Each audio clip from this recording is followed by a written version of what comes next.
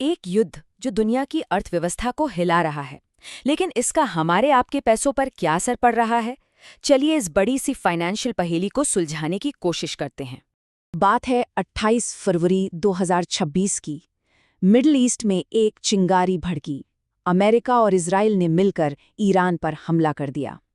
और ये सिर्फ एक मिलिट्री एक्शन नहीं था, ये तो एक बड़े फाइनेंशियल भूचाल की शुरुआत थी। कुछ ही घंटों के अंदर दुनिया भर के मार्केट्स में जैसे हड़कंप मच गया। डर की एक लहर हर तरफ फैल गई और इसका रिएक्शन बहुत बहुत तेज था। देखिए, ये कोई आम जंग नहीं है, ये ग्लोबल इकोनॉमी के लिए एक फाइनेंशियल अर्थक्वेक है, जिसके झटके हर इन्वेस्टर, हर बाजार और शायद हर घर में महसूस किए जा रहे हैं।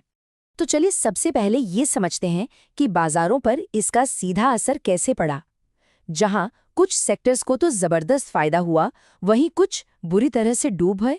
जहां एक तरफ ज्यादातर इन्वेस्टर्स के पोर्टफोलियो लाल निशान में थे, वहीं दूसरी तरफ डिफेंस सेक्टर की कंपनियां तो जैसे पैसा छाप रही थीं। और ये चार्ट इस सच्चाई को बिल्कुल साफ दिखाता है।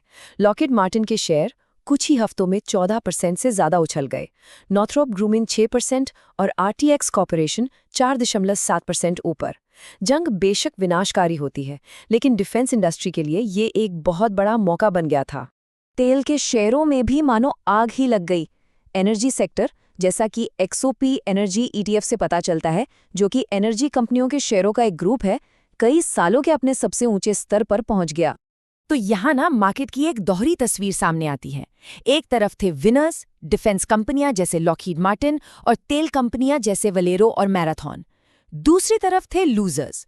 एयरलाइंस को भारी नुकसान हुआ। अमेरिकन एयरलाइंस 4.2% और एयर फ्रांस 9.4% तक गिर गया। और साउथ कोरिया का जो मेन मार्केट है, केओएसपी, वो 12% तक टूट गया, जो कि एक बहुत बहुत बड़ी गिरावट है। अब बात करते हैं फ्लाइट टू सेफ्टी की, मतलब वो सुरक्षित ठिकाने जहां इन्वेस्टर्स ऐसे अनिश्चितता के माहौल में अपना पैसा लगाते हैं। तो सवाल ये है कि संकट के समय पैसा आखिर जाता कहाँ है? इसका एक बड़ा और चमकता हुआ जवाब है सोना। सोने की कीमत $5,400 प्रति ऑन्स के रिकॉर्ड लेवल को भी पार कर गई, क्योंकि घबराए हुए इन्वेस्टर्स उस चीज की तरफ भागे जिस पर वो हमेशा से भरोसा करते आए हैं। और इस स्लाइड में जो दिलचस्प बात है ना, वो ये है कि लोगों ने पुराने आजमाए हुए तरीकों पर ही भरोसा किया। सोना रिकॉर्ड ऊंचाई पर, अमेरिकी डॉलर 5 हफ्तों के हाई पर पहुंच गया और अमेरिकी ट्रेजरी बॉन्ड्स की मांग इतनी बढ़ी कि 10 ईयर यील्ड गिरकर 3.96% पर आ गई। मतलब सीधा सा हिसाब है, जब बॉन्ड्स की डिमांड बढ़ती है तो उस पर मिलने वाला रिटर्न यानी यील्ड कम हो जाता है। यहाँ तक कि बिटकॉइन जैसी नई चीजें भी इस डर से बच नहीं पाईं और 2.6% गिर गईं। लेकिन मार्केट के उतार चढ़ाव से भी एक बड़ा खतरा मंडरा रहा था, ग्लोबल रिसेशन का खतरा। ये छोटा सा लगने वाला संघर्ष पूरी दुनिया की अर्थव्यवस्था को एक गहरी खाई में धकेल सकता है। और इसकी वजह है ये पतला सा समुद्री रास्ता, हॉर्मुज़ जलडमरू मध्य। इसे समझिए कि ये दुनिया की तेल सप्लाई की लाइफलाइन है।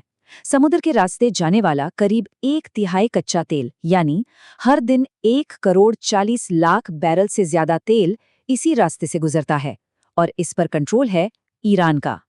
तो अब एक्सपर्ट्स 2 तरह के भविष्य देख रहे हैं। पहला, अगर ये जंग जल्दी खत्म हो जाती है तो बाजार करीब 40 दिनों में संभल सकते हैं। दूसरा, अगर ये युद्ध लंबा खिंचता है तो अमेरिका में महंगाई 3.5% तक पहुंच सकती है, ग्रोथ रेट 1.2% तक गिर सकता है और ब्याज दरों में कटौती की सारी उम्मीदें खत्म हो सकती हैं। वॉल स्ट्रीट के इन्वेस्टर डैन नाइल्स ने इसे बिल्कुल साफ शब्दों में कहा है, $100 से ऊपर तेल की कीमत दुनिया को मंदी में धकेल सकती है। और अगर किसी को लगता है कि ये सिर्फ एक डरावनी कल्पना है, तो ज्यादा दूर जाने की जरूरत नहीं है। इतिहास हमें एक बहुत ही कड़वा सबक सिखाता है। 1990 के खाड़ी युद्ध को याद कीजिए, बिल्कुल यही पैटर्न था।